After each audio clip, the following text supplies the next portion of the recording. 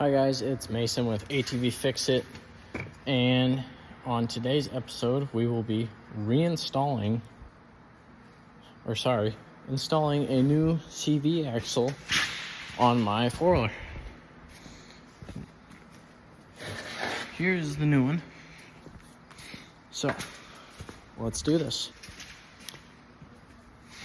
In the last episode, I didn't replace that seal actually. I just tightened that nut up because that was loose, and that was probably the reason it was leaking. I'm hoping so, at least. If not, it'll leak. But we are going to install this now. So let me flip the camera and I'll get started. Thank you. All right, here we go. Hopefully you can see, but we're going to take this end of it and you're going to install that, slot it in to the rear differential. Don't have a pocket to set you guys in on my shirt, so sorry, but that's the view you're gonna have. You just wanna pop it in like that.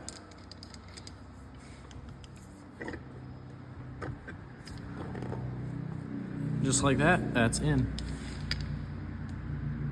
But for the rest of it, going to put it back through the hub. Make sure it's all the way in, just like that. Getting a little dirt on the splines, that's fine. But now I'm going to replace this bolt in here, and the nut facing backwards on this one.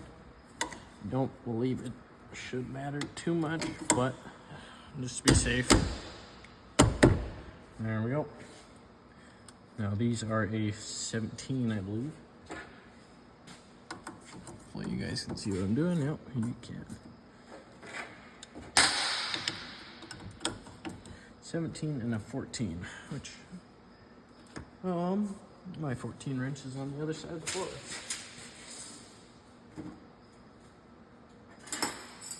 Never mind, it is not.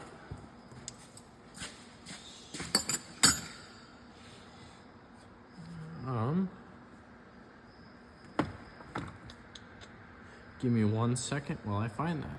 All right, I found it. So now we'll tighten this up. And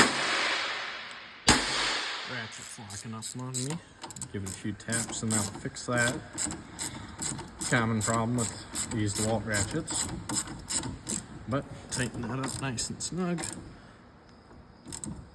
There we go, that's tight.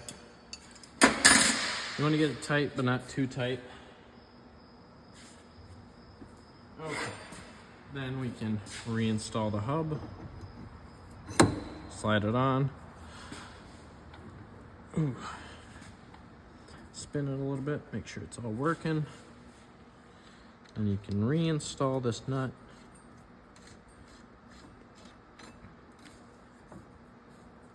All right, you are going to need an 1 1/16", either a wrench or socket for this. I'm using a wrench because the socket I have in this size is kind of destroyed, but gotta use what you have. So, be placing a hammer. Spin that back a little bit. Place a hammer like that. This is just how I am doing it. There's better ways to do this, but I do not have the other wheel on the ground or anything, so this works really well too. Just be careful you don't mess up your threads on your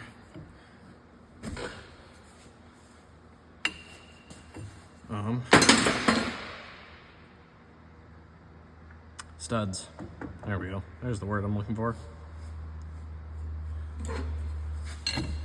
Give it a little more.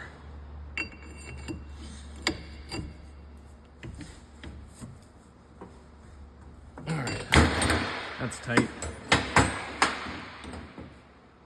Now you should be able to take a punch and a hammer and find your notch, which right here is right here, dead center top of mine, and I'm going to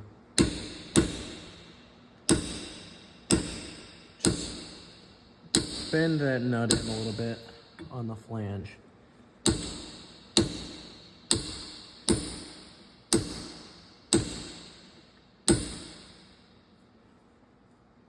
I'll give you guys a better view of that. Just like that. Take your hammer, bend that in a little bit.